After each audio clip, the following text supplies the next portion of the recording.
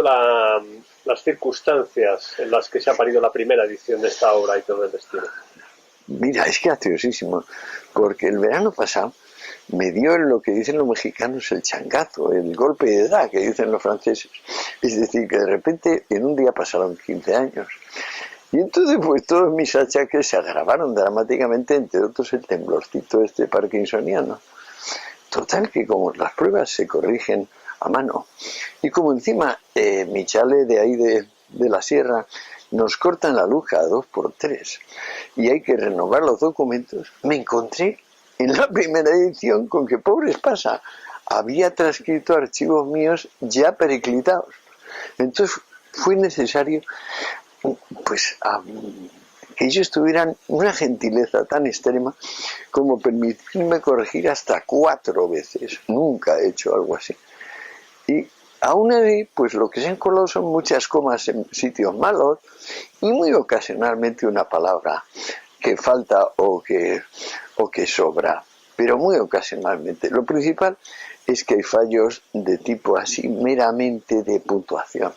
Entonces tengo que pedir perdón a los lectores y decir que hasta vender la maldita primera edición no habrá más remedio que soportar unas cuantas comas que no son comas. Y quedará convenientemente rectificada en la segunda y ulteriores. Si llego a vender la segunda y me lo consienten los lectores, ¿sí?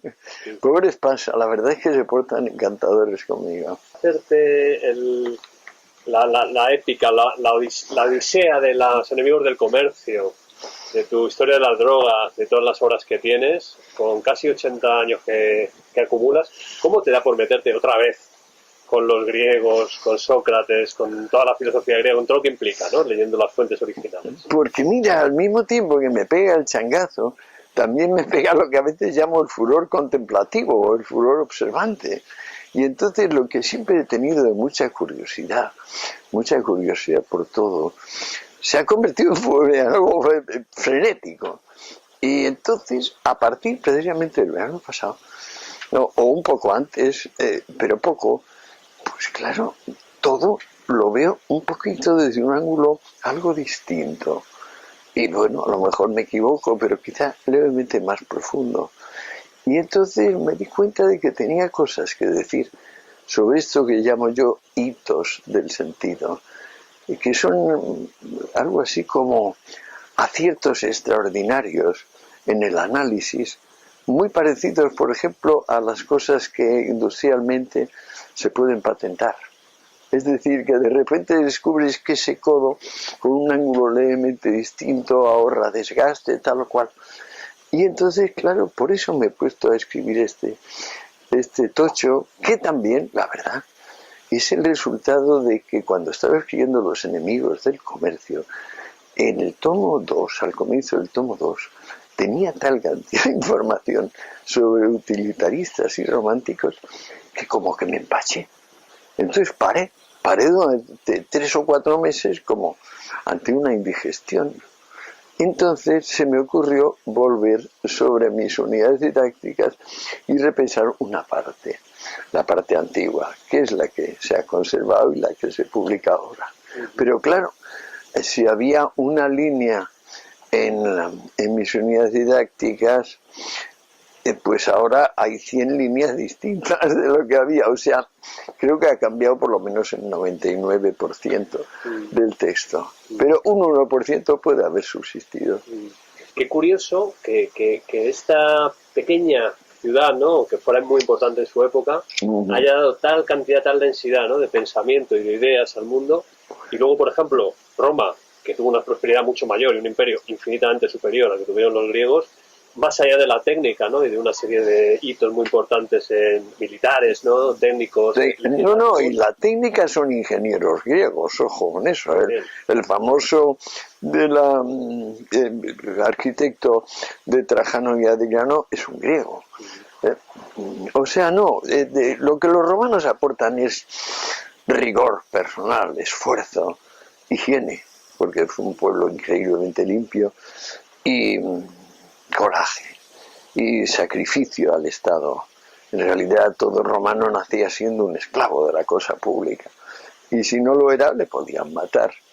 Los griegos son como la juventud de la humanidad, y los romanos comienzan a ser la edad viril, la edad dura, donde los hombres asumen responsabilidad, por ejemplo, empiezan a tener los primeros hijos y, por supuesto, no pueden hacer más que servirles, o si no, los niños se mueren. Los griegos son esa civilización que dice: prefiero morir muy joven porque me molesta la arruga. Es decir, tenían ese punto de frivolidad que los romanos y otras civilizaciones no han tenido, y eso en parte explica, a mi juicio, que fueran tan esplendorosos y al tiempo tan fugaces.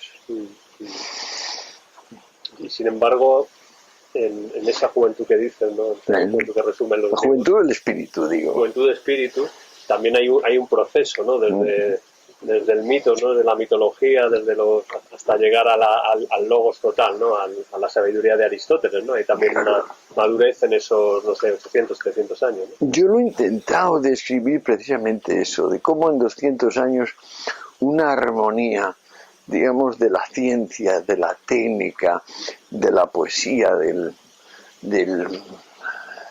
sentido de celebrar la vida, en vez de lamentar la vida y pensar que es un valle de lágrimas, pensar que es una maravilla, y pensar que todo aquello es un don que se le ha hecho al hombre, un don casi inmerecido, y el hombre tiene que llegar a ser el que es, porque si no, qué mal, qué traición a tu propia esencia, que es tan alta. Pues claro, todo eso es propio de intento describirlo como concatenación de, por una parte, el comercio, porque el comercio es fundamental para los griegos, y una forma de ser, un espíritu determinado que yo creo que pocas veces se ha vuelto a ver en la historia humana, quizá en el amor de los pueblos germánicos por la libertad, que vuelve a ser griega. Porque claro, si los romanos eran la edad viril, la edad de asumir responsabilidad, el sacrificio del Estado, los germanos, con los que se acaban topando los romanos, son una exaltación de la libertad, de la salud, de la valentía, que es también el ideal de los héroes homéricos. Entonces he intentado describirlo eso, y bueno, pensé que iban a salir 200 páginas, han salido 400. Pero bueno, por lo menos es manejable. Es la ampliación del círculo de empatía, ¿no? Que se va ampliando de los miembros de nuestra tribu a los extranjeros. Sí. Sin embargo, al leer tu libro comprobamos que ese proceso no es lineal, ¿no? Que tiene retrocesos.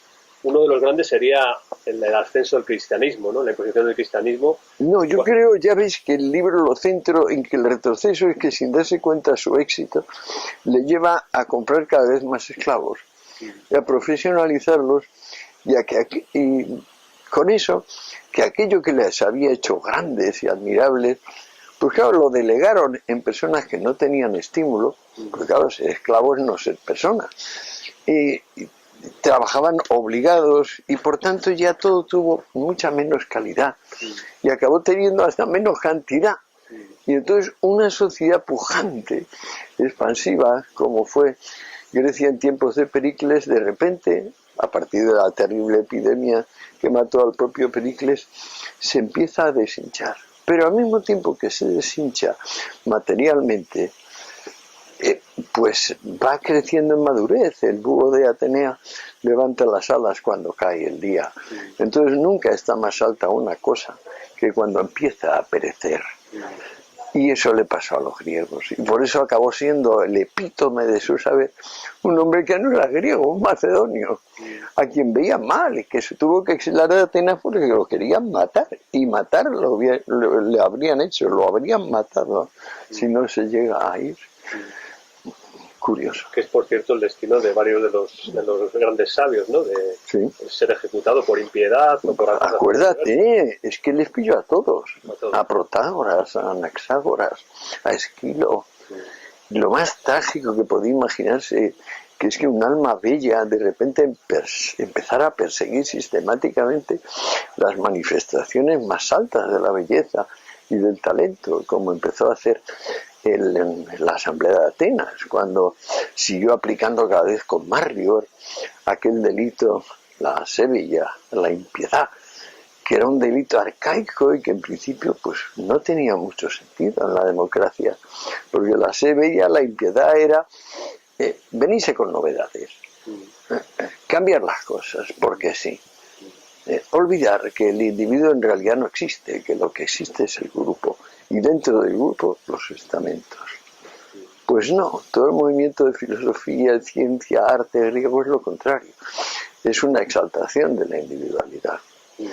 Y eso también es una de las ideas motrices de este trabajito, porque es lo que me pasa, me pongo a pensar y me doy cuenta que me he equivocado, y entonces el resultado de esa equivocación es la base de otro pensamiento que un poquito menos equivocado me va llevando a otro y así.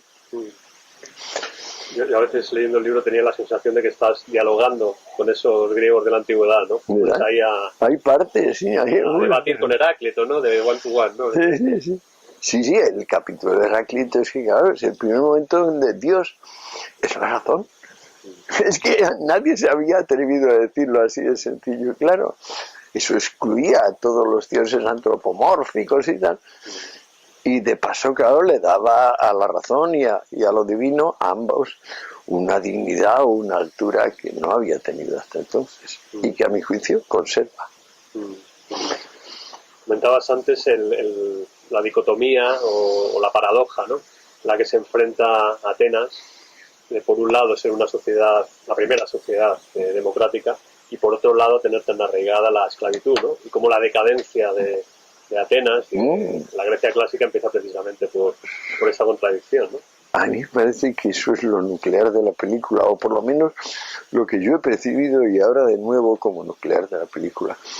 Es decir, cómo la glorificación de una voluntad responsable, que había sido Pericles y que, bueno, era Hesiodo sobre todo en primer término y Homero, cómo eso podía devenir molicie, olvido de sí, consentirse una actitud guerra civilista dentro de la ciudad y acabar sucumbiendo ante los espartanos, que lo único que tenían era envidia de los atenienses, pero una envidia tan profunda que acabó llevándose el gato al agua. Quizás la primera aportación de Grecia al mundo es la figura del sabio, ¿no? Dices, es aquel quien duda por sistema. No, ellos inventan la figura del sabio, la inventan porque, y me parece que incluso soy mucho más preciso, creo que empleo línea y medio así en describir al sabio, porque, porque el sabio es al tiempo el que observa detenidamente, el que no se casa con nadie, y el que, sin tener la ambición de riquezas, honores, tiene la ambición de la independencia, que es tremenda, que es la ambición de las ambiciones. Y aquello es socialmente más discutible, que se están bañando en la piscina, que a gusto están. Es que estamos en Ibiza y en una piscina. Al borde de una piscina.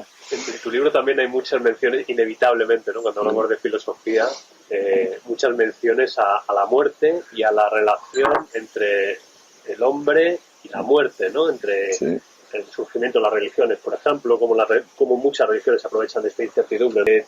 Tú hablas del derecho a disponer de la vida propia, ¿no? De la eutanasia y del morir a tiempo, ¿no? Claro. Que dicen los patricios romanos. Y ahí citas a Empédocles, de quien se dice que saltó a un volcán para ser transmutado en un ser divino. Sí, increíble de la fatuidad de este hombre. Yo no me lo creo. Parábola, ¿no? No, yo creo que eso es una leyenda, porque Empédocles era sabio, pero también era al tiempo un semidios, era un dios, él se deificó alguna vez, si no recuerdo mal, y un poeta. Aristóteles dice de él que fundamentalmente dotó a la prosa griega de un aplomo que no había hasta antes de él, que es una forma indirecta de decir que Homero era más vehemente de lo debido. No. Te digo que no solo Empédocles, mors tempestiva decían los romanos, Los griegos incluso más. Hay aquel fragmento que se atribuye al primer Aristóteles de lo mejor es no haber nacido. Una vez nacido, lo mejor es morir joven. Es el Aristóteles juvenil, platónico, todavía, que está pensando que el mundo ideal supera al mundo real. Pero es que de eso hay muy poquito en Grecia. Hay muchito en todas las demás culturas, pero en Grecia de eso hay muy poco, a mi juicio, muy poco. Entonces, la muerte tenía para los antiguos un sentido bastante distinto del nuestro, porque nosotros intentamos evitarla, que no se hable del tema, o por otra parte como ahora con la pandemia esta, que yo lo llamaría simplemente epidemia, porque es lo que es, pero en fin, aparece entonces en forma de aprehensión. Por supuesto, la muerte es el cumplimiento de la vida, la vejez es una enfermedad incurable, pero eso no cambia que la vida sea en y por sí una empresa, pues bueno, que ningún adjetivo cubrirá nunca, tan llena de sustancia que puede considerarse la sustancia misma. Es decir, una de las cosas que mantiene este libro es que en Aristóteles la noción de la vida, bios, no es superada. Es decir, no se trata de un elemento que esté englobado en otro elemento más amplio que pueda subsumirlo. No, nada subsume a la vida. Y entonces, claro, esto le pone frente a la tendencia que ha acabado siendo la dominante, que es la de ver el mundo dividido en masas inertes y fuerzas inmateriales. Es decir, una voluntad divina expresada como religión a través de un dogma cerrado, con un líder determinado, o la actitud de, si no hay nada superior a la vida, pues lo que podemos hacer es comprenderla mejor y a lo mejor liberarla del principal afán que por ahora le sale muy caro, que es el metabolismo. El hecho de tener que meter dentro y fuera y sacarlo, este simple procesado, el moverse por moverse, claro, es por otra parte como el pago por la organicidad de nuestra estructura. Es decir, por el hecho de que no somos simples montones de cosas, sino una sutil articulación, sutilísima, de unas pocas, o mejor dicho, de una sola, de la propia vida. Y entonces, claro, hay que volver los ojos hacia la autoorganización cuando todo el clero, todo el ejército, todos los poderes fácticos, lo que te piden es que pongas la atención en otra cosa. Es decir, que hay un jefe y hay que obedecerle. Y que este jefe tiene unos ministros que te van a explicar en qué consiste. Y entonces, al desterrar la autoorganización, se destierra también la responsabilidad del hombre ante sus destinos, sus posibilidades, e incluso diría yo más que nada el sentido de la compasión. O sea, los humanos no somos realmente compasivos hasta darnos cuenta de que la vida es insuperable. Lo que podemos hacer es, como vivientes, conseguir que sea más y más tolerable, más y más afable, más y más generosa. Porque si no, en y por sí, fíjate el capítulo de Epicuro, lo fundamental es que la persona sana debe sentir cada segundo que pasa como un momento de placer óptimo. Y somos lo bastante cobardes como para recordar solo las interrupciones de eso. Y claro, espíritus como el griego, sobre todo en sus formas más elevadas, vuelvo a pensar en Hesíodo, que me tiene fascinado, porque cada ese hombre escribe los trabajos y los días para decir, la labor del profesional honrado es lo más sagrado para la polis, para la ciudad. El que se olvide de que hay que respetar ante todo al capaz de hacer obras sutiles para los demás, ese es nuestro héroe. ¿Cómo se explica que un vitalista como Epicuro, el que has citado, sea tan denostado aún hoy? Por eso, porque dice, no tengáis miedo, no hagáis caso de la mentira clerical. Los sacerdotes en general te venden cosas pero es venderte una moto. No hay que temer a la muerte. Es que no hay nada, Porque no hay nada que nos indique que el acto de morir va a ser desagradable. Y eso es verdad. Otra cosa es que veamos a la gente estirar la pata con espasmos, agonizar, tener raros ronquidos, sí. Pero, ¿en qué estado está la conciencia entonces? ¿Qué hay del ahora mismo de nosotros distinto del que va a haber en el instante de nuestra muerte? Pues yo creo que no lo sabemos y que el beneficio de la duda hay que dárselo a Epicuro. Porque el otro nos hace infelices, quizá, innecesariamente. Has hablado de dogmas, haces un paralelismo, una analogía muy interesante entre la teoría del Big Bang y la verdad revelada en la Biblia, ¿no? El principio fue el verbo, ¿no? ¿Tú crees que esta hipótesis, la del Big Bang, se ha convertido realmente en un dogma de la física? Por eso le dedico todo una larga, dentro de lo que cabe, un subepígrafe al asunto y la nota más larga del libro con diferencia. Pues sí, me parece, no sé si me puedo enterar de eso porque ahora me meto y me pongo a hablar 5 minutos del asunto y quizás no es de eso de lo que va esta entrevista. Pero sí, me da la sensación de que ahí hemos topado con un artículo de dogma de una iglesia gremial que está en trance de constitución, pero avanzado.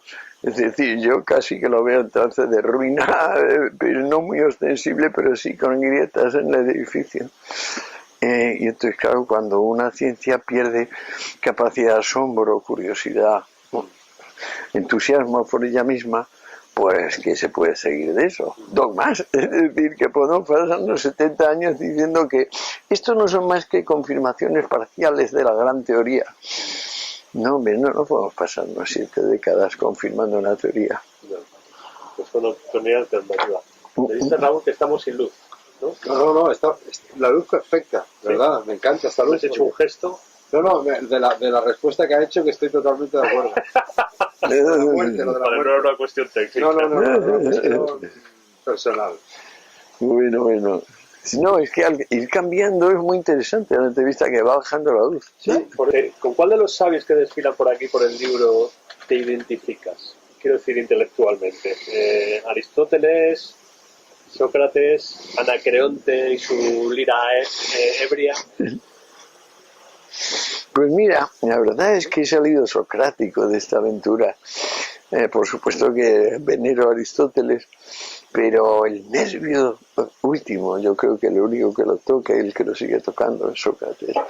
El nervio último, y es trágico, claro, porque es que no va a haber posibilidad de que un hombre, realmente un buen hombre como él, con tan gran sentido de la curiosidad y un grado de autocrítica tan severo, porque claro, era el primer objeto de sus críticas, por eso era pobre y vivía prácticamente de los demás, aunque nunca pidiera.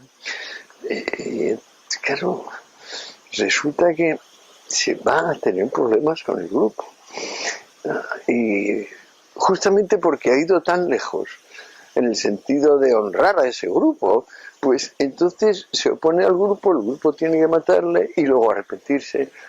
Y esa es, digamos, la gran historia de Grecia. Cómo se arrepiente Atenas de haber matado a Sócrates.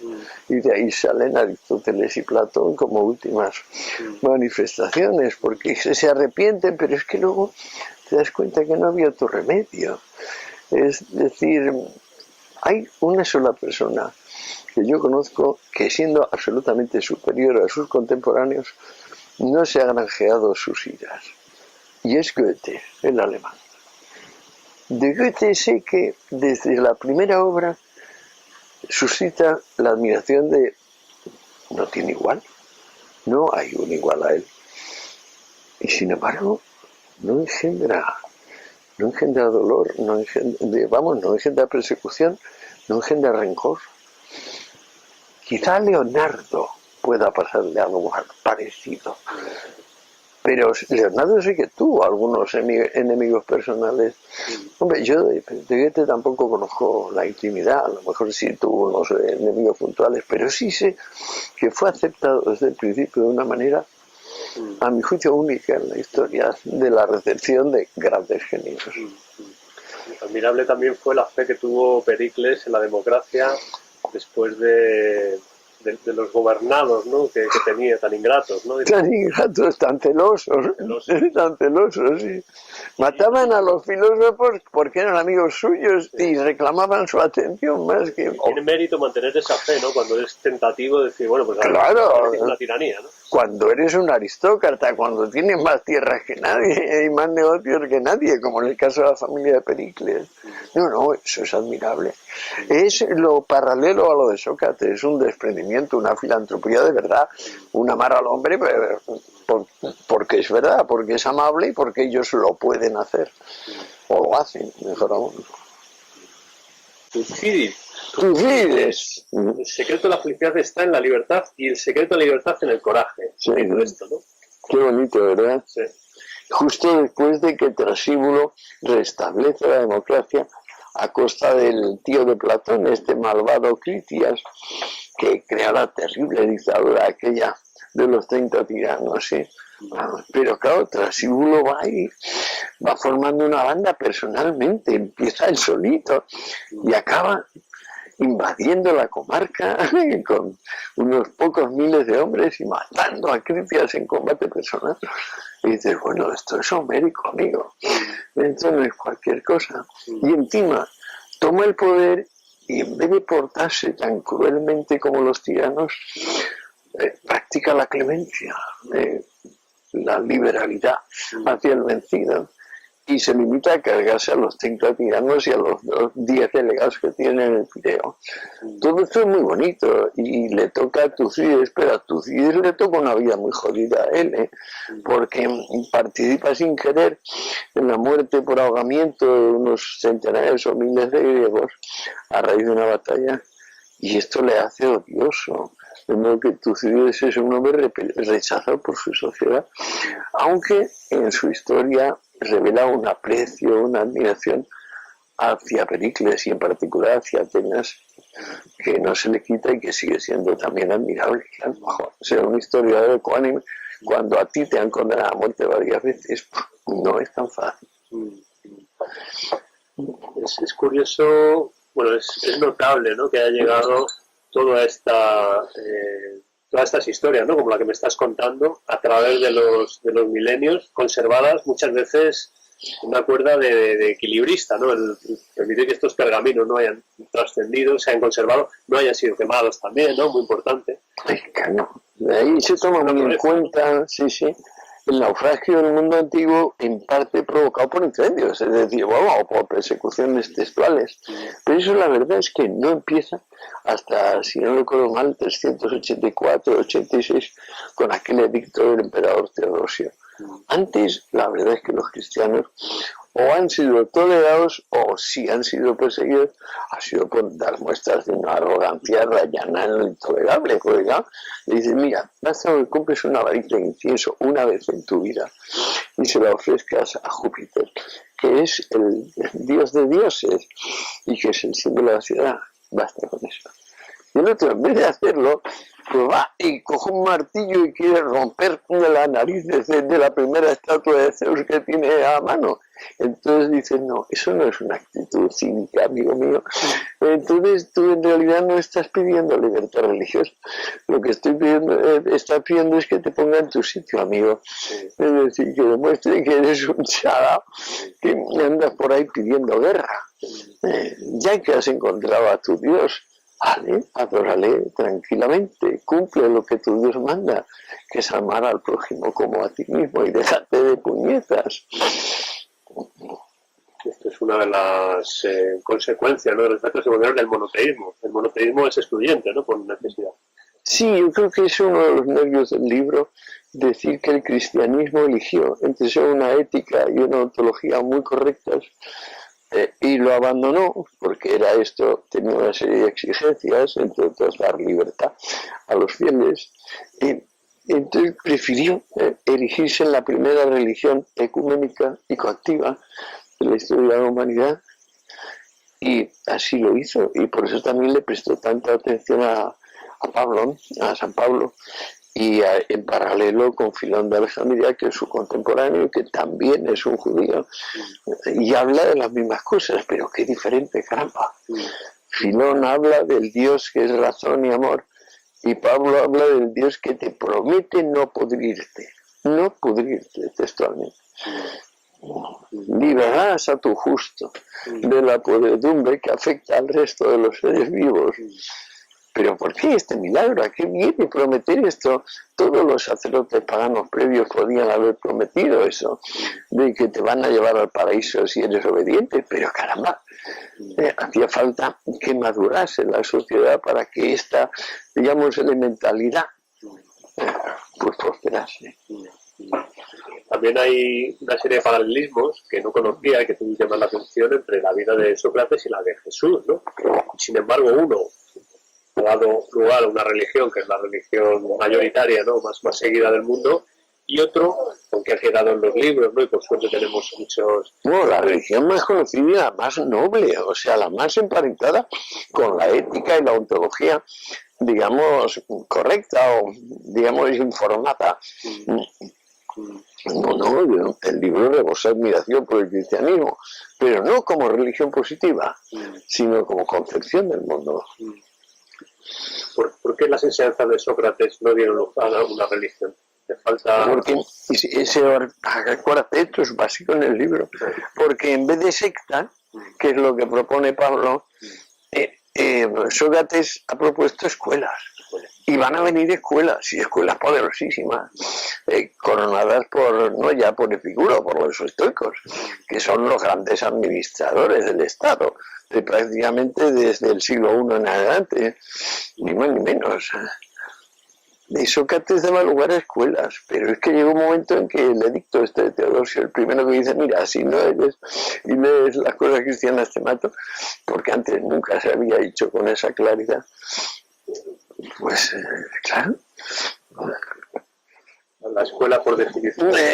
Eran corrientes de pensamiento y formas de asumir la vida, pero en modo alguno una secta con unos reglamentos determinados, un líder infalible y cláusulas secretas, como pasa con todas las sectas, porque no hay ninguna secta que no sea una sociedad secreta. Entonces el acto en virtud del cual el cristianismo se convierte en sociedad secreta, pues claro, es el que le separa de la libertad de pensamiento y se convierte en primera policía conocida del pensamiento. Nunca había habido policía del pensamiento, hasta que estos dijeron, es que nuestra opinión es válida hasta para astronomía, ¿sabes? Hasta para matemáticas. Y tú dices, no puede ser, no, nadie nunca ha dicho nada parecido. Pero da igual, es. Estamos inmersos en eso. Ahí seguimos. Y mejor que sea eso que sea, por ejemplo, una variante que ha quedado tan periclitada de eso mismo como el Islam, que no es nada más que un monoteísmo más puro, más refinado, que echa fuera a la Virgen y a los santos, pero que luego resulta que desde Algacel en adelante, en vez de ser pujante, creativa, poética, pues nada, se echa para atrás. Y ¿para qué entrar en eso? El libro entra bastante en eso. Invade cada capítulo de los más íntimos de la vida personal, ¿verdad? Totalmente. Es que vuelve a ser en la esencia de la cosa que hay un jefe y hay que estarle mirando siempre. Y el que no le mira siempre a ese, pues lo encarcelan o lo matan. ¿Cuál es el caldo de cultivo para que surjan los celotes? Que es el sustrato inicial de los cristianos. Ahí está. Yo lo cifro en esa diferencia de la Biblia de una rama sapiencial, digamos, presidida por Salomón, y otra rama profética, presidida por Isaías, como más antiguo, y que está siempre enfadadísima, que llama a Jerusalén la ramera de Babilonia y que finalmente tiene toques comunistas, por ejemplo, con Ezequiel cuando habla de sí, vosotros criáis al ganado pero luego quién se lo come o algo así, o no, quién se lo come, ¿cómo acabáis tomando las partes más suculentas vosotros y tal? Claro, si vosotros no se refiere más que a la gente competente, es decir, a los que tenían sus oficios, les iba bien la vida y no se metían a profetas, porque chico, vaya profesión la de profeta, no sé si lo has pensado. Yo, por ejemplo, podría tener tentaciones ahí llegando a los 80, tentaciones miles de convertirme en profeta, pero creo que no las tengo. La mera idea de pensar, me estoy esperando a ser palabra de Dios, me horripila, ¿no? O sea, pero a esta gente les fascina, ¿qué les vamos a hacer? Es evidente, vamos. Cuentas también en el libro que la nación judía, o la religión judía, parte de una génesis de alguna manera del rencor, del odio, de la sumisión, ¿no? Es la parte profética, la parte de la ramera de Babilonia, sí. Ese Dios celoso, ¿no? Ese Dios celoso, exactamente. Tiene mucho que ver con la historia que han sido machacados, ¿no? Por sus... Ellos mismos por sí mismos. Acuérdate que ya cuando intentaron volver de Babilonia, ya lo recibieron de uñas, tuvieron que construir las murallas, como dicen, con el arco y las flechas y la espada al lado de ellos, porque si no eran inmediatamente atacados. ¿Por quién? Pues por sus propios parientes del sur, que ya una vez que se fueron ellos, ocuparon el norte y dijeron, aquí no quedamos nosotros, cualquier novedad muy malvenida. O sea, como vengas con cosas de influencia persa, Babilonia y tal, tía, eres un enemigo diabólico, me lo ha dicho mi profeta. Tú dices, pero esto es tan extraño bucle que habéis formado. Una vez que hemos perdido la guerra con los babilonios, habéis formado este bucle. Y claro, todo esto resuena mucho a historia contemporánea. Es demasiado. Y al mismo tiempo no lo es, porque todas las circunstancias son distintas, ¿te das cuenta? Eso también he visto un interés de tratar la materia, porque es una forma de llamar la atención. De decirme, mira esto es interesante. Yo no me atrevería a decir ni fu ni fa, sino que simplemente esto, pues vale la pena darle un tiento, pensarlo un momento, ¿no? Sí, bueno, el hecho de que el epicentro del conflicto mundial siga estando en el mismo punto preciso, ¿no? ¿Verdad? Y que parece no moverse más que unos kilómetros arriba o abajo, llama la atención, ¿no? Sí, ¿no? Y es un momento tremendo donde abunda casi se ha convertido en fenotipo, es decir, en tipo grupal, una particular versión del diabético por obesidad mórbida. Y entonces, claro, eso es estar vacío por dentro y lleno por fuera. Pero ese es un síndrome que, digamos, acomete muy fuerte al presente. Porque todavía queda gente que no es obesa mórbidamente, aunque cada vez menos, porque es un asunto que ha crecido de forma espectacular. El libro ese que me diste de Diamond, del antropólogo, me ha gustado mucho, lo he leído con mucha atención, y entre otras cosas habla de una isla, Indonesia, que por casualidad tiene más fosfato que nadie.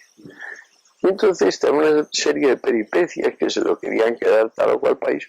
La ONU les ha reconocido independencia total, que son gente que eran analfabetos, no tienen una cultura escrita y tienen cada uno $23.000 anuales, 23.000 digo, cada anual o como se llama, Waru me parece que se llaman estos tíos, $23.000. ¿Qué ha pasado? No es que hayan puesto a estudiar, no. Obesidad mórbida que alcanza el 70% de los casos. Y entonces dice, qué extraño destino. Vacío por dentro, lleno por fuera. Bueno, ahora sí que se nos está pagando la luz, ¿no? Qué bueno esto, final. De verdad, Me ¿no? gusta mucho. Platón podemos decir que convergen, ¿no? En torno a una figura el ideólogo y el tirano. Marx y Lenin, o Marx y Trotsky. No lo había pensado, pero está bien visto, sí. Es eso, es que ahí está la obsesión de que por una parte la humanidad es una caterva inerte y probablemente malintencionada de nacimiento, y luego es un jefe superior que aunque no lo sea, él se va a declarar jefe superior. Esa terrible carta, me parece que la carta séptima o quinta, que en caso de ser verdad, porque ahí explica toda la peripecia en Siracusa, en caso de ser verdad, le revela como un individuo absolutamente vano. Es decir, que dice una y otra vez que él es un genio, una eminencia y tal. Decirlo eso de sí mismo es muy fuerte. ¿Ya? Pero lo dice y varias veces y el tono es en esa línea. Y claro, lo que llegó a pasar de verdad en Siracusa con el proyecto del rey filósofo fue una masacre, donde discípulos suyos inmediatos se fueron matando unos a los otros a traición. Y claro, esto es un asunto muy serio. No conviene olvidarlo. Bueno, es el primer fracaso del totalitarismo guardarista. Siracusa, claro, porque digamos, Dioniso se jactó, como también se habla de que mató a su padre o participó en la conjura que se cargó a su padre y así consiguió el trono. No se puede circular muchas cosas sobre ese gacho, pero el caso es que sí coqueteo con la idea de aplicar la República Platónica así al pie de la letra. Y allá se fue Platón y se tiró unas peripecias tremendas, que es lo que cuenta la carta. Pero todas de tipo fúnebre, sangriento, truculento, una cosa impropia de un idealista y de un hombre teóricamente tan refinado. Fíjate que Aristóteles tuvo una oportunidad muchísimo más clara de influir en política a través de Alejandro, que era un genio mucho mayor que el suyo. Pero no, Aristóteles publicó una política de corte democrático liberal. Y Platón, bueno, esa barbaridad de todos mirando en dirección al jefe sin parar y el que no morirá. Y luego, claro, censura de pensamiento, censura de la música, de la poesía, censura. Todo claro como una manifestación grandiosa de inseguridad en sí mismo. Porque claro, ¿quién va a exigir que los demás piensen como tú? Más que una versión de ti que no está segura de lo que dice y que necesita que el otro la confirme. Y ese es el fundamento, a mi juicio, de la censura en todo tiempo, en todo momento.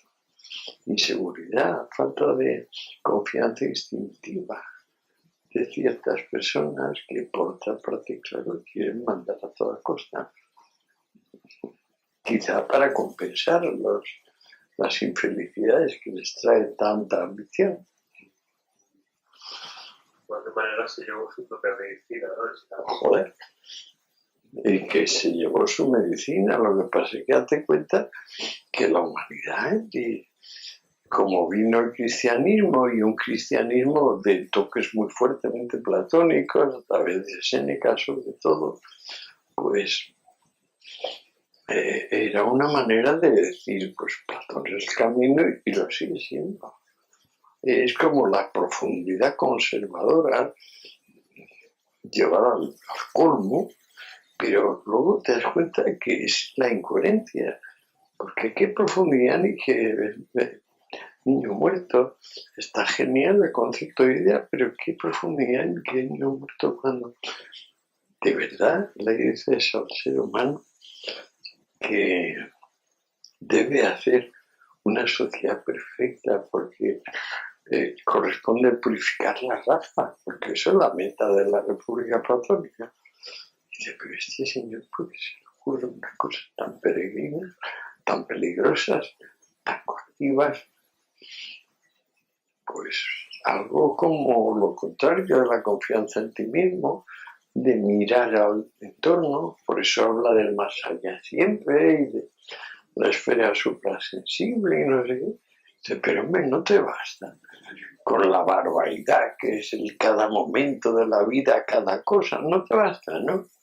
No, yo es que aparto la vista de esto y tal. Estoy con una parte de insinceridad en todo ello. Yo no sé si acabo de creerme. Pero hemos vuelto a leerle y aprovecha el libro para meter grandes trozos suyos, porque él es tan buen prosista que francamente yo creo que el lector gana mucho si en ciertos puntos le dejas a Platón explayarse a sí mismo. Y es lo que hago. Que por cierto, lo de Heráclito, el capítulo de Heráclito va tan sobrado, tantas veces lo escribí, que veo que lo entré también en un archivo desfasado a espasa y luego lo traté desesperadamente de corregir, pero también es una parte que merece pensarse para revisiones ulteriores, porque le faltan unos puentecillos, unos sin embargo, unos aunques, unas pausas que darían tiempo al lector a pensar por sí mismo lo que ahí se expresa. Pero bueno, es que siempre estoy descontento con lo que hago, la verdad. No acabo de estar plenamente satisfecho. Pero de repente encuentro el entusiasmo necesario. Antes hablábamos de cómo me estaba convirtiendo de gusano en crisálida, en mariposa, y estaba metido en la capullo ese de las narices, perdiendo peso a toda hostia, entre otras cosas. Pero claro, eso me presta un penúltimo round imprevisto de la vida. Yo nunca pensé que me tocara eso de la metamorfosis, pero estoy inmerso en ella, de modo que es muy curioso. Además, date cuenta que esto ha supuesto también decisiones prácticas mías de la vida cotidiana importantes, pero que no viene al caso de luego. Me enseñó cómo convertir una palabra que era de uso vulgar, de regain, que es reunir, determinar, especificar. Y originalmente en Homero, en forma plural, luego y las cosas que se decían junto a un hogar. Cómo él coge esta palabra tanto en forma verbal como en forma sustantiva y dice, de aquí sale todo. ¿No os habéis dado cuenta de que luego se organiza el mundo alrededor? Y entonces empieza y pim, pim, pim, pim, línea tras línea, te va soltando un discurso que es perfectamente coherente, al fin perfectamente coherente, de principio a término, donde te habla de conciliar los contrarios, de entender el sentido del movimiento y de cómo esto es una razón superior a todas las razones alegadas hasta entonces. Entonces te mete un curso de filosofía acelerado en eso que todas las fuentes llaman su librito, porque depositó un librito, un libro fino, en el templo de Artemisa de su ciudad. Y bueno, el librito a poco que te lo pienses, pues acaba siendo un breviario de, oye, pues mira, hay una ciencia que se llama dialéctica, y que se centra en ser coherente con los juicios. Y finalmente llega esto de la armonía oculta superior a la manifiesta, ese orden que es tan inverso como el que tiene el brazo al tensar la flecha, que va a salir en la dirección precisamente inversa. Entonces, esta sensación elástica, dinámica de lo real, estar metido de lleno en el porqué de las cosas, pues claro, es lo que yo creo que le enseña y lo que ya queda como troquel del pensamiento posterior. Cierto, acuérdate que la esfinge estaba allí guardando Tebas y llegó Edipo y le hizo la adivinanza de siempre que nadie conseguía resolver, que era de qué animal empieza a 4 patas y con 2 y acaba con 3, refiriéndose al bastón de los viejos. Y cuando Edipo se lo resolvió, la esfinge se precipitó por el abismo, donde precipitaba a coletazos a los pobres mortales que llegaban a Tebas por el camino donde estaba ella. Toda esta mitología también es graciosa, porque tiene tanto significado, cada detallito de la leyenda está lleno de significado. ¿Cuál es el rol de Homero en la mitología? ¿Es un recopilador o es realmente un creador? Pues sí, buena pregunta. No me atrevo a decir. Creo que justamente si algo contribuyó la quema de la Biblioteca de Alejandría a sembrar como dudas esa, porque allí estaban los más antiguos rollos homéricos. Era el tesoro absoluto más guardado de la biblioteca. Y con ellos a la mano podríamos saber si fue creativo o si fue recopilativo, como dices. En todo caso, de ahí nació el griego, que es una lengua de una fluidez única que le permite a Heráclito convertir el legein en logos y razón, y también se puede decir verbo. Impresionante el salto conceptual, que luego viene el supuesto contrario para Méndez a confirmar con la idea de un ser redondo, perfecto, inmóvil, que es simplemente siendo verdad. Acuérdate que ese es el tema de la verdad, aletheia, en Parménides. Y es un tío que lo introducen ahí en presencia de la diosa, que le dice, oh, mortal, que tú vienes con buena intención a preguntar en los confines de la noche y del día. Te voy a decir la verdad, no ser no es, ser es. Aquello es tremendo también. Pero confirma lo de Logos, lo de que todo es un espejo de la racionalidad. Todo va aconteciendo regularmente. Aunque el muelle sea la contradicción. Eso es la dialéctica, que el muelle de todo es la contradicción. La plasticidad del idioma griego también aprovecha Aristóteles, que es un creador, ¿no? De palabras, sí, que son unos creadores de neologismos bestiales, pero son unos neologismos tan bonitos que son la misma lengua sin tocarla, sin modificarla, ¿no? Morfé, forma, Aristóteles, Gilé, materia, Usía para sustancia, ¿no?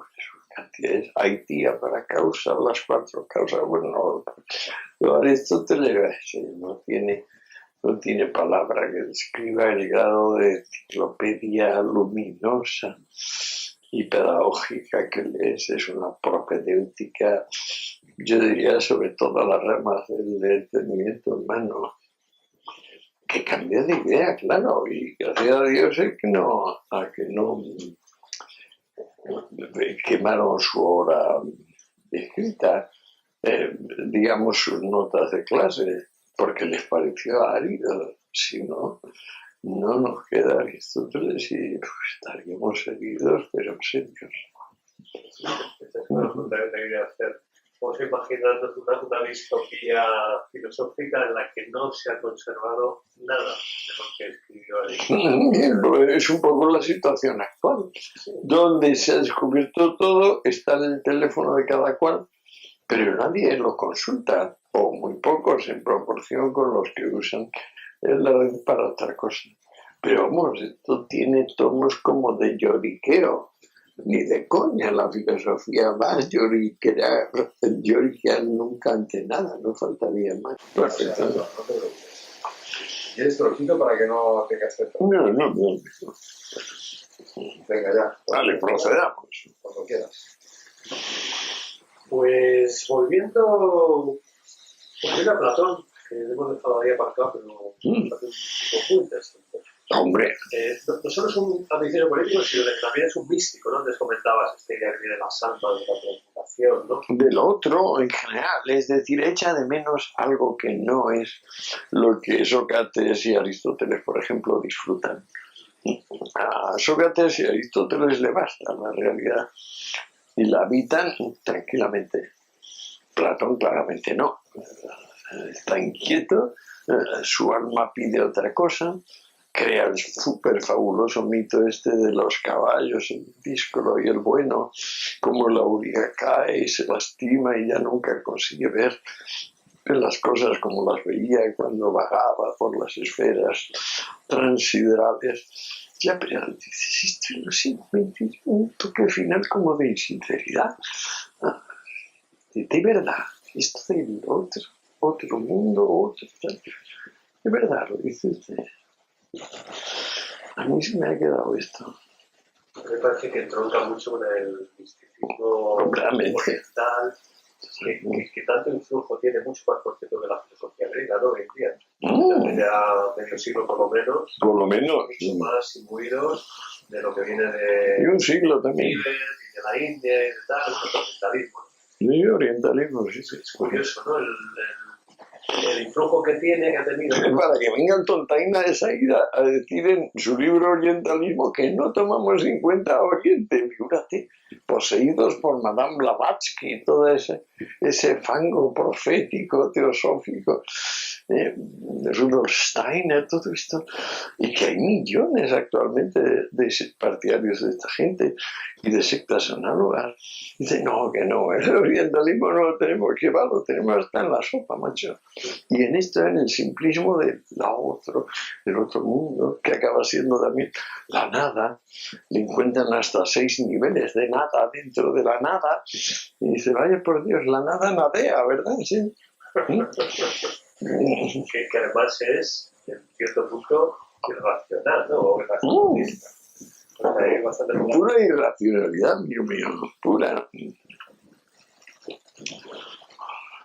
¿Tú crees que la izquierda actual, la que nos gobierna ahora, sigue influida por esta idea platónica del adoctrinamiento, del mundo este?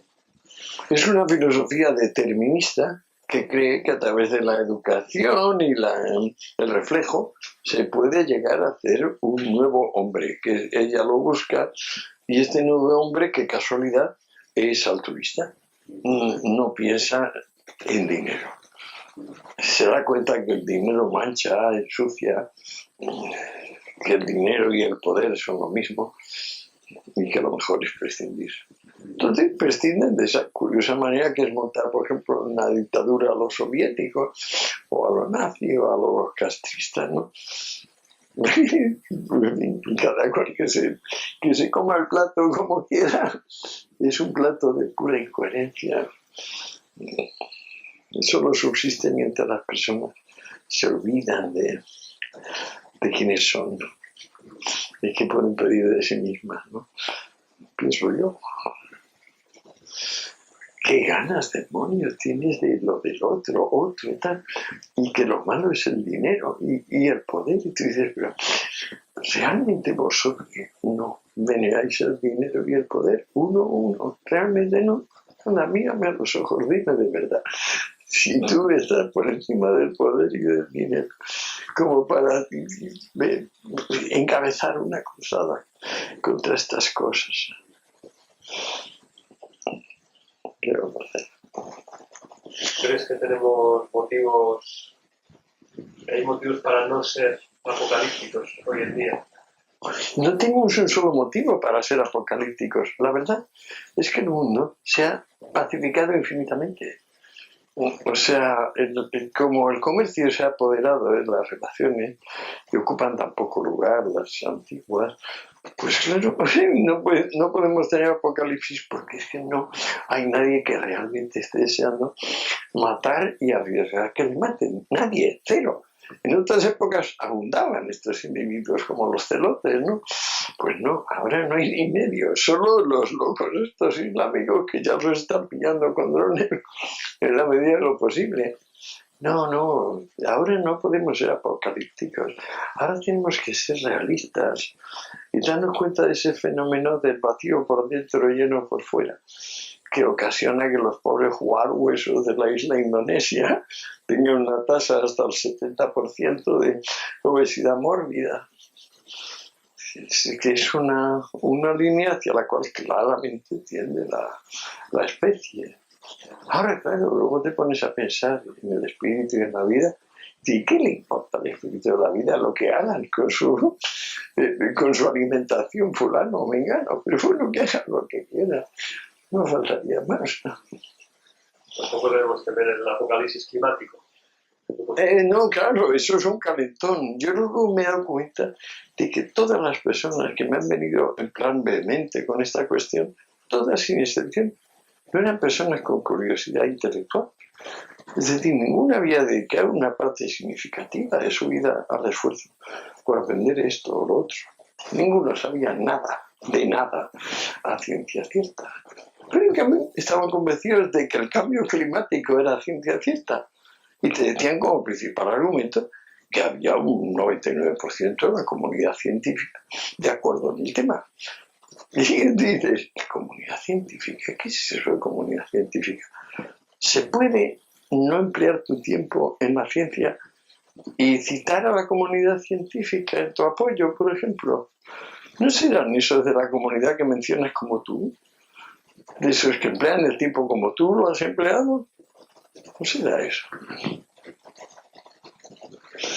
Entonces, todos los tíos que me he encontrado, como 4 o 5, hasta el último que era el más vehemente y se encontró con el desastre más impensado, y yo también no lo tenía pensado.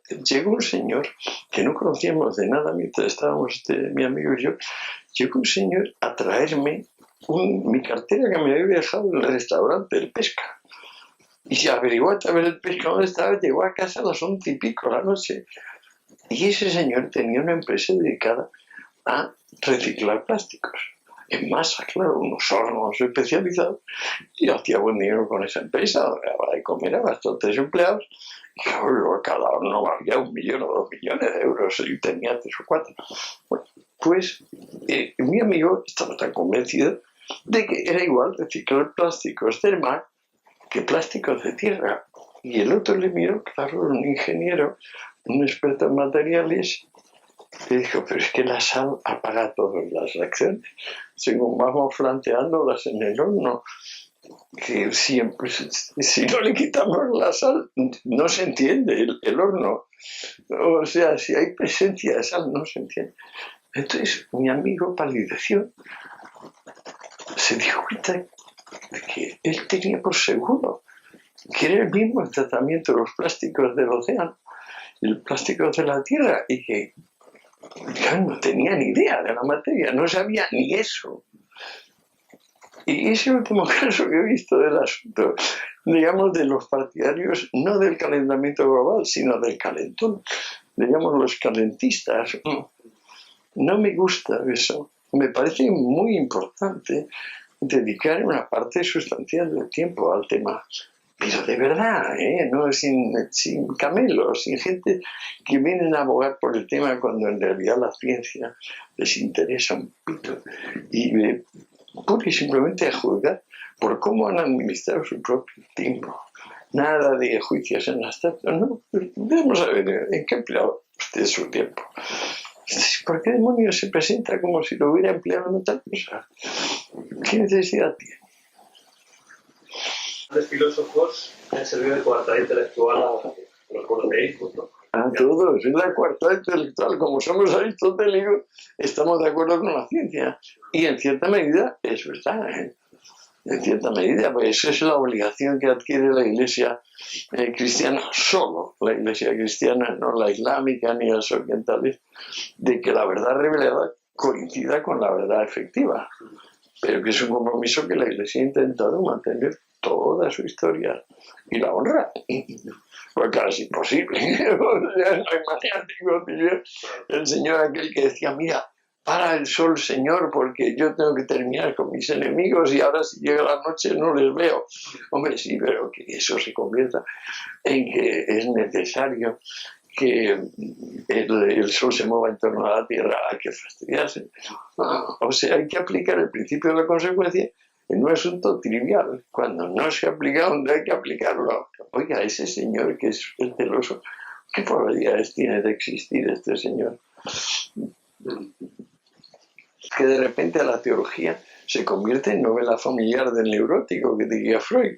Entonces es eso, que si tu padre te va mejor o peor, que si tu madre no sé qué, que si no te encontrabas, que el onanismo, que si eres un perverso polimorfo sexual, todas estas películas.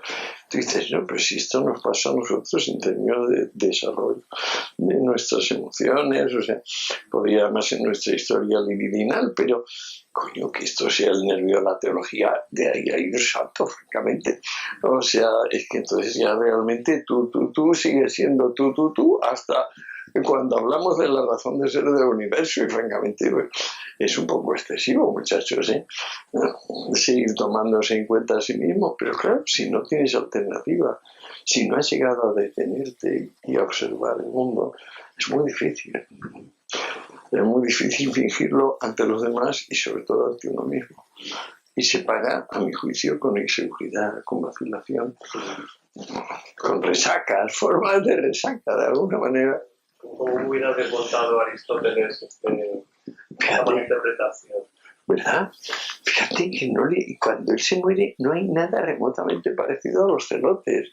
No existe el fanático, no existe. En el mundo no existe el fanático. ¿Qué habría dicho este hombre? Se habría puesto de los nervios, segurísimo. El fanático que viene del templo, ¿no? Claro, vienen de fan, el templo, sí. La forma antigua latina de mencionar el templo.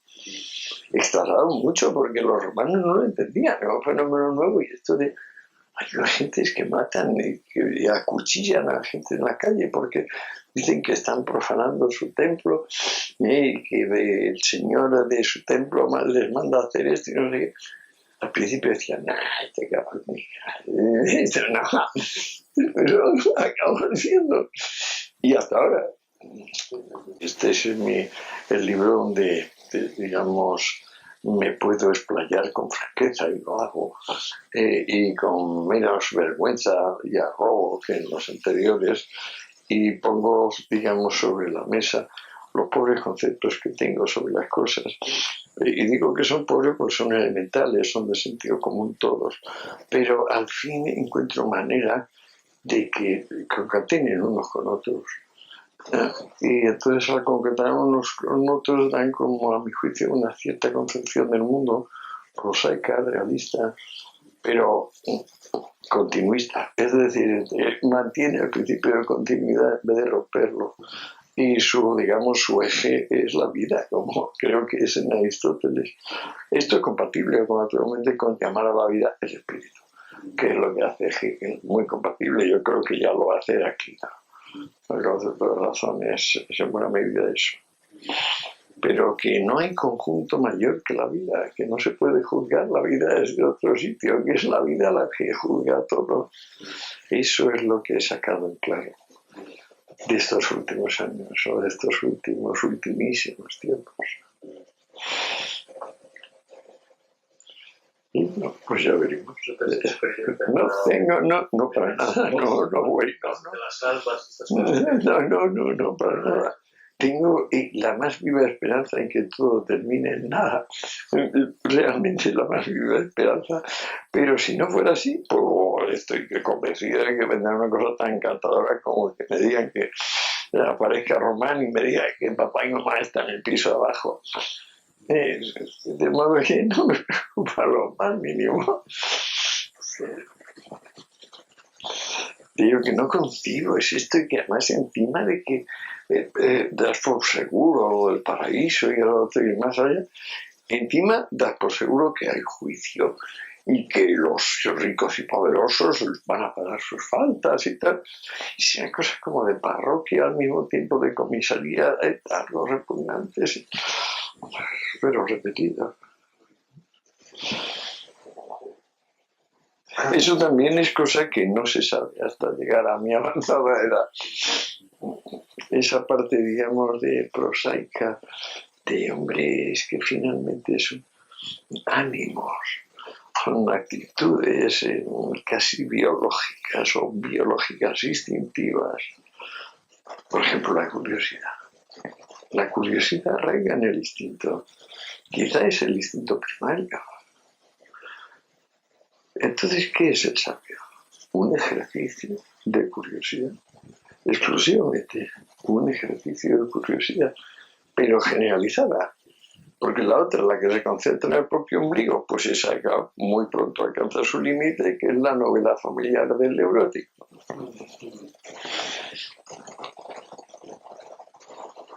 De cierto modo de esto se habla y todo el sentido. Ese es el tema más comentado, porque claro, esta sensación de que vamos a superar la evolución, que es la del marxismo, el positivismo, el bentamismo, vamos a superar la simple evolución hasta ahora por supervivencia al más apto y vamos a crear un sistema realmente perfecto. Y entonces ya a partir de entonces ya no habrá evolución. Nosotros somos en filosofías evolucionistas y hasta aquí nos ha traído la evolución, pero a partir de ahora ya no es necesario. Aplicar nuestros sistemas pues permitirá crear un estado permanente de cosas, que Comte llama dictadura pragmática o práctica, que más se llama dictadura del proletariado y que Bentham llama interés del mayor número. Pero es todo igual de coactivo, todo igual de basado en difundir reflejos condicionados, en lograr conductas automáticas que finalmente son aquella de mirar hacia el jefe y esperar a que dé la orden. Ay, por favor, qué película, amigo mío. Qué cantidad de peripecias y qué lujo de detalles y qué profundidades y qué refinamientos de tallista de la madera, tallista del bronce. Qué refinamientos. ¿Cuánto ha llegado, amigo mío, a saber el ser humano? ¿Cuánto ha llegado a saber? ¡Wow! De carpintería, de fontanería, ¡wow! De motores. El conocimiento se sigue expandiendo, ¿no? Pues sin parar. No, ahora es que la técnica, claro, se ha puesto en vanguardia, porque siempre fue la vanguardia del conocimiento. Y ya, pues claro, la teoría sigue queriendo reinar, pero es cada vez más gremial la cosa y menos creíble. La técnica está a la cabeza. Y ahí, claro, le da igual que la gente se convierta en obeso mórbido, no se convierta en obeso mórbido, no va con ella. Es otra peli. ¿Y ahí qué sitio le quedan a los filósofos? Pues ahí está un poco extraño. Un sitio, y ya veremos. A mí me ha ido bien.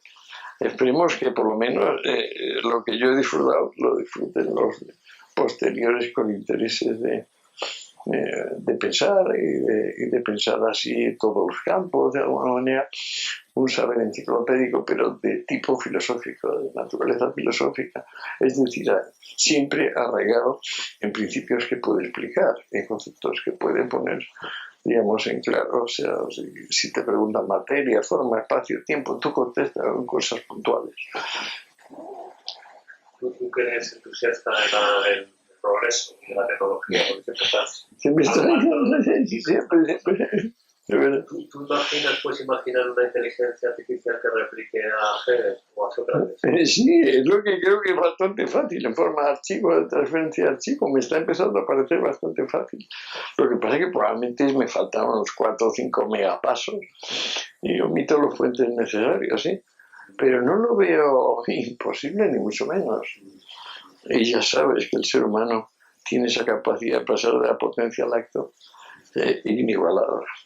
Ahora insisto que cuando Aristóteles descubre que el movimiento es el tránsito de la potencia al acto y lo llama realización puesta en límites, puesta en límites, hay que joderse, eso es el movimiento, puesta en límites, pues entonces claro, resulta que no solo todo tiene sentido, sino que cada vez va a haber más ser, que es lo que hay desde el principio. Y esa es toda la actitud que podemos llamar ontología o filosofía especulativa o filosofía propiamente dicha. Además, también se puede llamar filosofía perenne, en el sentido que si vale la intuición espinosa que en Hegel y que en Heráclito, que en Aristóteles, arraigados. Y bueno, pues en matices de esto y matices del otro, pero son matices. Hay acuerdo general en cuanto a la teoría de la sustancia, por ejemplo, a la concepción del tiempo y el espacio, ¿hay acuerdo? Ahora, por ejemplo, todo el tema este de Galileo Newton, la ciencia esta de masas inertes versus fuerzas inmateriales, todo esto, pues no sé, es como un grano que le sale a la cosa, pero al mismo tiempo podría ser la verdad y el volcán que represente, pues que realmente lo cuantitativo ilumine lo cualitativo, en vez de lo contrario, que es lo que hemos estado intentando muchos siglos, por decir, no decir milenios, ¿no? A mí me ha interesado, yo creo que empieza con este pseudo Dioniso a Areopagita, ¿te acuerdas? Uno que pretende haber estado allí el día que estuvo Pablo y se fue con cajas destempladas porque empezaron a reírse de él, ¿no? Le dejaron estar en el Areópago y hablar donde tantas veces había hablado Pericles, qué honor. Pero claro, en cuanto se dieron cuenta que el tío hablaba del Dios desconocido como el suyo, pero que el suyo exigía ser reconocido como el único, entonces ya la tomaron a chufla con él. Ah, sí, o sea que todo el panteón fuera, solo el tuyo. Y el tuyo lo que te da es inmortalidad, ¿verdad? No te vas a poder ir. ¡Ja! Y entonces se fue con cajas destempladas este pobre hombre y nunca más volvió a pensar en conquistar la sede del saber, porque él había ido ahí a eso, a conquistar la sede del saber. Qué cosas. Toda la variedad. Sí, no, pero fíjate que eso ocupa 100 páginas del libro, lo de San Pablo y Filón y como, digamos, las comparaciones de Octavio Augusto con figuras neotestamentarias, hasta qué punto Octavio es el Jesucristo civil, que se aborda expresamente ahí, y más o menos se intenta justificar. Y claro, esto es una coincidencia muy fuerte, ¿sí? Ahora es que allí se ve que en Judea se creían cosas que ni en Atenas ni en Roma se hubieran pasado por, digamos, razonables. O sea, que un señor fuera Dios porque había hecho milagros, que tú no viste en particular, pero otros decían que hizo milagros, y porque está en la profecía. Y claro, la profecía consiste en unos escritos de unos señores que nadie conoce fuera de su casa a la hora de comer, absolutamente desconocidos, como, pues, no sé, el profeta Daniel, ¿no? Sí, profecía autocumplida y literatura seudónima. O sea, yo, Daniel, escribo en el siglo VI antes de Cristo y pronostico que será tomada para Jerusalén. ¿Eh? Pero si esto está escrito en el 100 como tarde, como pronto, y tal, y esto es todo así. Entonces, la credulidad necesaria para tratar con esto. Pero date cuenta que luego, por ejemplo, la cienciología o la cientología, ¿qué es esto? O sea, y su actual jefe y líder, que murió hace tiempo, el Ron Hubbard, decía: la verdadera pasta está en la religión, ¿te acuerdas? Es una de sus frases. Y han perseguido a la iglesia en todas partes. Las universidades no la pueden ver, la prensa no la puede ver, todo el mundo está contra la cienciología. Y ahí tiene 2 millones de miembros por lo menos, si no tiene 20 en el mundo. ¿Por qué? Porque venden lo que siempre venden las sectas. Venden que si tú ingresas, tú te conviertes en un ser sobrenatural. Eso es lo que venden. sin parar. Además ingresas en el sentido que ingresas. Sí, por eso, ¿no? Es que es ingresas, ¿verdad? Es tan sencillo como estampar este afirmativo. Porque luego ya, claro, esa firma se estampa después del documento de varias páginas, donde se admite también que las páginas fundamentales son secretas y serán comunicadas una vez que el ingresado demuestre sus méritos. Siempre lo mismo. ¿Qué veracidad tiene la duda sobre la existencia histórica de Jesucristo? Pues ahí está, yo creo que todas, porque no sabemos nada a ciencia cierta de ese espíritu. Igual que de Sócrates sabemos muchísimo, de él no sabemos nada. Nada. Solo tenemos esa línea y media de Flavio Josefo, diciendo que era hijo de José y María y que fue perseguido como por alegar que era el rey de los judíos. Pero también fue perseguido varios y liquidados varios por lo mismo, ¿eh? No era en modo el único, era el cuarto, me parece, de sujetos inmersos en esas rúbricas. Pero eso es todo lo que sabemos a ciencia cierta de él. Además, hay tantos evangelios, pero hablo de 70, 60, que son además muchos de ellos muy antiguos, pero que son a cual más delirante. Yo muchos de ellos los recogí en el libro este de Rameras y Esposas, en el capítulo de José y María, ¿no? Que es esa última tipo de matrimonio, de unión, ¿no? Varón y mujer. Y tantísimos evangelios. Cristo es tan diferente en cada uno que no hay nada histórico preciso sobre este individuo. Yo no pongo en duda que existiera. Sobre todo me fío del emperador Juliano el Apóstata, que poco después, y siendo un hombre muy informado, le llamaba el Galileo y daba por seguro que el sujeto existía. Pero existió. Dice que los evangelios, hay una teoría, están construidos por Constantino para unificar el imperio después de su... Eso no lo sabía yo, no lo sabía. Lo que sí sé es que Pablo es el editor y el principal editado del Nuevo Testamento. O sea, por sus manos pasa que vamos a meter aquí.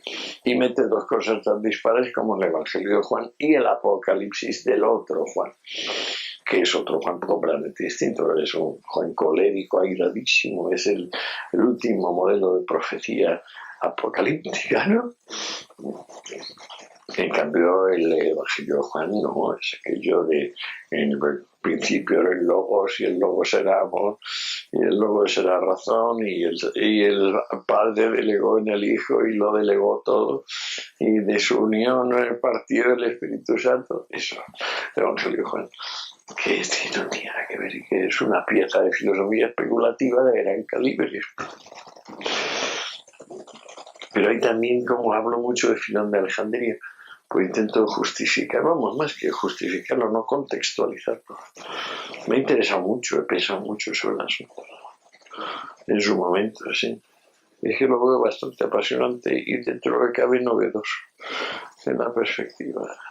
Porque creo que va a haber novedades de cosas que pasaron hace 2000 años. No hay novedad posible en ese asunto. Pues nos hemos quedado sin cerveza. ¿Qué es esto, por Dios?